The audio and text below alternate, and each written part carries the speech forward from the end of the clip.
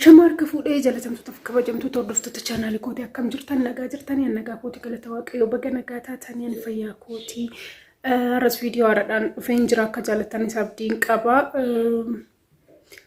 Kanaan dura viidiyoo garaagaraa hojjedheen jira waa'ee uffata onlaayiniidhaan jalqabee akkasumas immoo gaaffii isin na gaafattaniif wanta adda addaa hojjedheen jira jechuudha.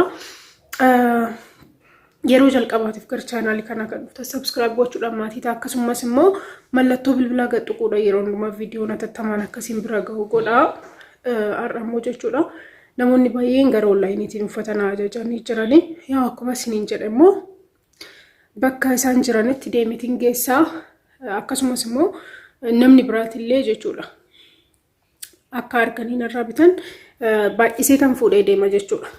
Nah, sini tanah argisiisa uffata akkamii akka ta'e isinillee warri viidiyoo kana argitan namoota bituu fi yoo barbaadan namaaf bituu yoo barbaadan bituu ni dandeessu jechuudha. Akkasumas immoo ani haga mana keessanii isiniin jedheen jira naannoon deemuu danda'u naannoo duukaa madaamaa Finfinnee Adulaalaa bakka joomnaman dirree warri jirtan akkasumas immoo gara Moojoo warri jirtan isini fangeessa isiniin jedheen jira.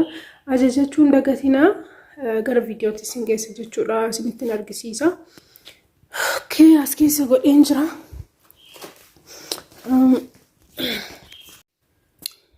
Argaa jirtu jedheeti yaada.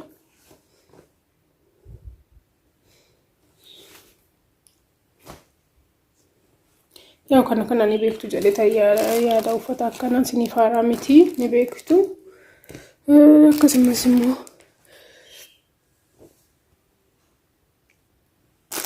kan orderiidhaan kun orderiidha jechuudha. Uffata akkasii fideen ture adidaasiidhaan fideen ture fixeen jira. Kanammoo kana boruun geessa. Kana boruu naa fidinaa jedhanii kana garuu har'aan geessa jechuudha. Tisheertii wajjiniin ajajame. Kana fakkaata jechuudha uffatichi kanadha jechuudha haaraan kan amma ajajame garuu ani hundumaayyuu fuudheen geessa jechuudha. Tisheertiin garaagaraa illee jira.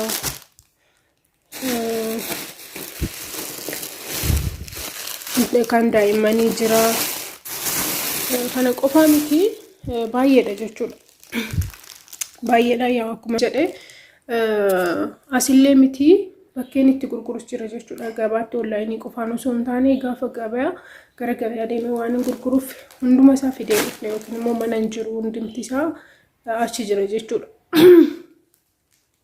Innaa akkasii isiniin jedha isinillee hojii mataa keessanii akka uummatanii hojjettan sinan jajjabeessaa isarraan kanaaf garuu hundumti keessanuu yaadama akka yaadama ta'e jechuudha. Nama fakkeenyaaf ani uffata kana gabaa qofa irratti gurguruu nan danda'a yookaan immoo onlaayinii qofa irratti gurguruu nan danda'a garuu bal'ina bakkee hundumaatti yoo ta'e garuu bu'aa isiniif qaba yookiin immoo gabaan keessan baramaa ta'a jechuudha. Waan kana qofaa miti wanta garaagaraa gara onlaayiniitiinis ta'ee gara gabaa irratti gurguruu ni danda'ama. Isinis hojii mataa keessanii akka qabaatanii barbaada. Biyya Arabaa duwwaatti hojiin kan jiru biyya keessanitti galtanii too hojii mataa keessanii hojjetachuu ni dandeessan jechuudha. Kanaafis akkas barbaada. Amma itti deddeebiseen fuudheen deema jechuudha. Shaanxuma kana waliin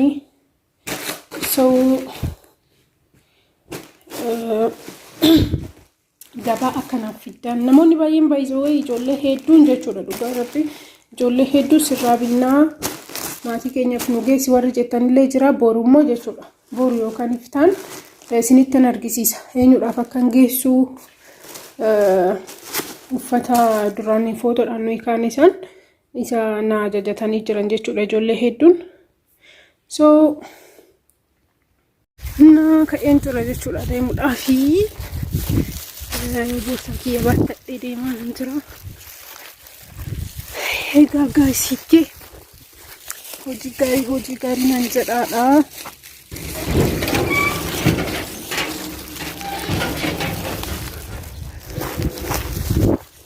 Baay'ee dhugaasin jechuudhaaf jechuudha. Ijoolleen biyya Arabaa jirtan keessattuu ana akka waan biyya ofii keessatti hojii hojjechuu namatti tolu hin jiru jechuudha. Dhugaa rabbi. maybe biyya Arabaatti yeroo hojjenne qarshii baay'ee argachuu dandeenya.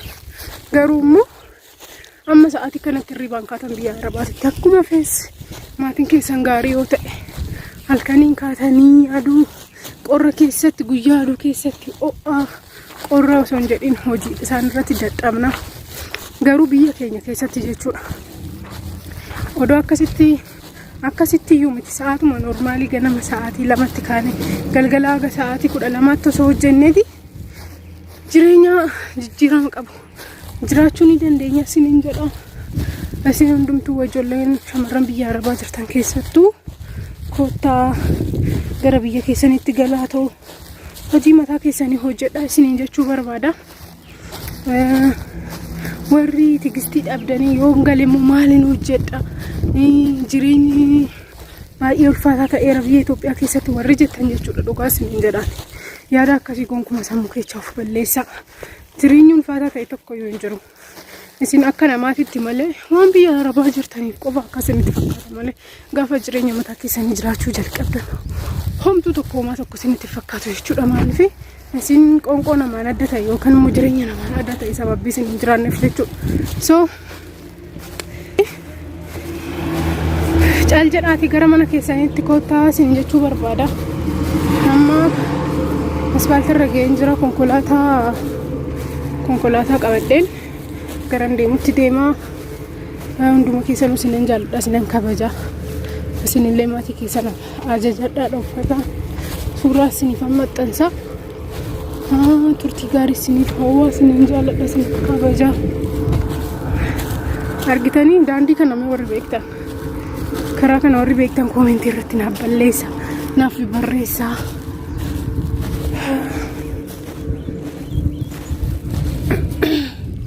Naannoon keenya fi safarri keenya kana fakkaatan jechuudha. Bakka jaalladha turtii gaarii isiniif hawwa. Ciao nagaan naaf tura.